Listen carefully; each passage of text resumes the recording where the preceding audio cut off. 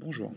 Dans le cadre de notre formation, nous avons choisi d'étudier le management des processus métiers, Business Process Management, sur une entreprise particulière, à savoir Istalim. Istalim est une entreprise qui effectue des analyses histologiques, donc des analyses alimentaires sur des échantillons de viande.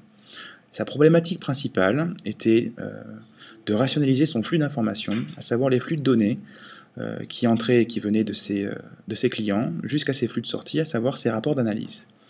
Donc la problématique était claire, et nous avons donc étudié ce que pouvait apporter le Business Process Management dans ce cadre. L'objectif de notre groupe a été de se pencher sur un problème réel en entreprise. Nous avons choisi Stalim pour sa taille. C'est une petite entreprise, une PME française, ce qui permet des interactions avec les gérants et les personnes qui y travaillent faciles et aisées. À partir de cela, nous avons pu établir certains facteurs clés de succès. Ces facteurs clés de succès pour la mise en place d'un BPM, c'est un audit indépendant et complet sur le processus à mettre en place, un engagement fort à la fois de la direction et des acteurs qui seront sous le BPM, un suivi et un contrôle des écarts durant la phase de test et durant l'implantation, et ensuite le choix d'un BPM adapté à l'activité suite à l'audit, et non pas l'inverse, c'est-à-dire le choix d'un éditeur de BPM et ensuite la création d'un audit. Notre interlocuteur principal chez Istalim, à savoir M. Jean-Philippe Coton, nous a présenté les problématiques de cette manière. La première problématique était la gestion des flux de données au sein de son entreprise. Istalim reçoit des ordres d'analyse, qui sont donc des flux d'informations, via mail, génère des rapports d'analyse avec tout un flux de données entre ces deux étapes.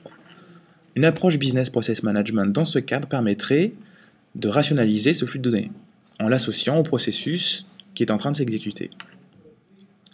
D'autre part, la seconde problématique de M. Coton était l'aspect management. Il aimerait avoir une vue claire de son activité, à savoir quelles sont les analyses qui sont en cours, quelles sont les personnes dans son entreprise qui ont beaucoup de travail, celles qui en ont moins, les processus qui posent problème, les processus qui rapportent beaucoup d'argent et ceux qui en rapportent moins. Dans cette optique, une approche BPM permettrait d'apporter à M. Coton les indicateurs dont il a besoin pour mieux manager son entreprise. Istalim cherche aujourd'hui à améliorer la visibilité de ses méthodes d'analyse qui lui permet d'avoir une démarche d'être utilisée dans d'autres laboratoires. Afin de valoriser au mieux cette démarche et pour lier des données au processus, l'utilisation d'un outil de BPM et son intégration dans le package proposé au laboratoire extérieur apporte une bonne valeur ajoutée et permet de mieux gérer l'ensemble du package proposé. Le Business Process Management est une discipline à part entière. C'est la discipline qui s'occupe d'étudier les processus métiers de l'entreprise, et en particulier qui s'occupe d'adapter le système d'information pour qu'il corresponde le mieux possible à ces processus métiers. On pourrait donc dire que quelque part, le BPM est le processus d'amélioration des processus de l'entreprise. Comme cela a été vu, Istalim n'a pas de compétences dans le BPM. Cela signifie que Istalim devra faire appel à une société externe pour effectuer un audit de son processus, de ses processus, pour ensuite pouvoir les automatiser et les mettre en place via un BPM. Istalim devra faire appel à une société auditrice externe, et non pas à la société qui mettra en place le BPM. Cela sera gage de qualité, notamment au niveau d'une certaine neutralité. La société qui fera l'audit n'aura aucun intérêt à modifier le processus d'une manière ou d'une autre, ou à enlever des parties du processus car non gérées par son BPM. Une globalité, tous les processus seront pris en compte, ainsi que les sous-processus. Une opposabilité, Istalim pourra faire un deuxième audit au besoin ou effectuer de nouveau un audit par la société qui lui installera le BPM. Et une liberté, c'est-à-dire que l'audit qui sera réalisé permettra de choisir n'importe quel BPM. Si l'inverse devait être effectué, c'est-à-dire choisir le logiciel BPM et ensuite effectuer l'audit, cela poserait problème. On serait contraint par le BPM en lui-même. La roadmap de notre travail est la suivante. La première étape est de clarifier les processus clés notamment. Ce sera le travail d'Istalim, avant même que la société auditrice des processus arrive.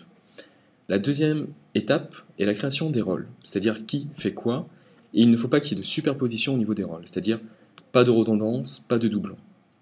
Ensuite, la modélisation des processus. C'est à partir de là que la société auditrice externe arrive et vient aider Istalim à cela. Enfin, la dernière partie, et c'est après avoir appliqué le BPM et après avoir contrôlé les écarts qu'on peut automatiser les processus clés. Ceci représente la roadmap. Dans cette partie-là, je vais vous parler de la méthode d'évaluation de ce projet. Le projet sera évalué dans 4 domaines qui sont donc temps, efficacité, service et management. Plus précisément, on va réaliser cette partie avec un tableau des indicateurs pondérés de chaque domaine qui va générer une note générale à la fin.